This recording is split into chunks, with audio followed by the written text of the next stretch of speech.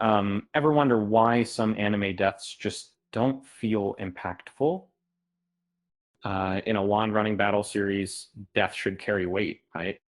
It should establish genuine stakes, making making victories feel earned and losses truly devastating.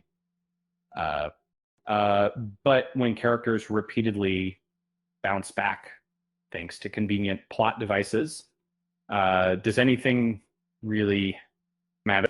The Dragon Balls, while iconic, have become a bit of a crutch in the Dragon Ball universe. Originally, wishes were rare and carefully considered. Um, However, as the series evolved, they became increasingly abundant, relaxed in their limitations, and almost casually used to undo any real consequence. Um, this created a disconnect, diminishing the emotional impact of even major events. Uh, and a Dragon Ball GT, often criticized for its inconsistencies, dared to do something different. Um, it wasn't afraid to make death permanent, to let consequences linger. It attempted to provide a sense of closure, an ending to the sprawling saga. Uh, um, this wasn't just about shocking the audience, it was about respecting the narrative and giving weight to the sacrifices made.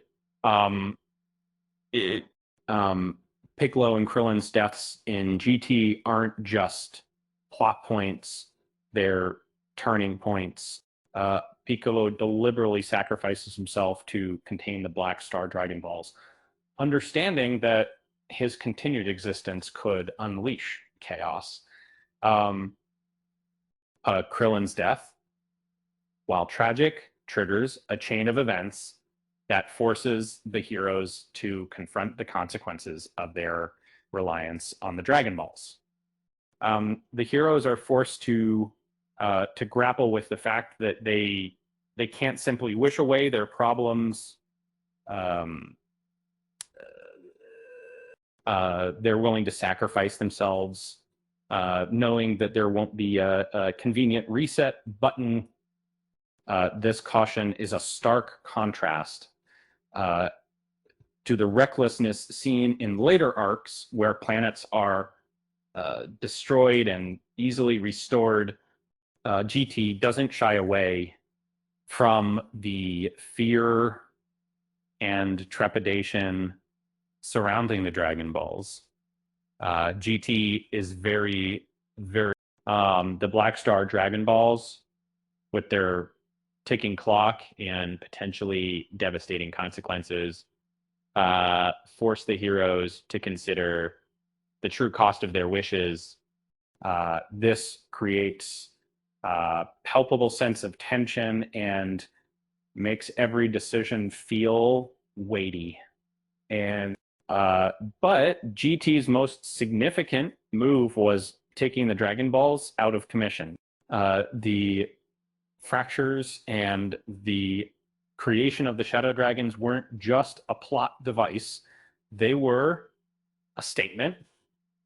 Uh, the heroes had become too reliant on magical solutions, and the universe was uh, demanding a change.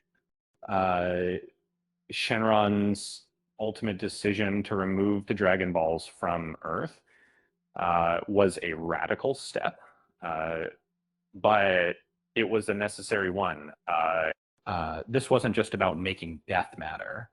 Uh, it was about forcing the world to become self-sufficient.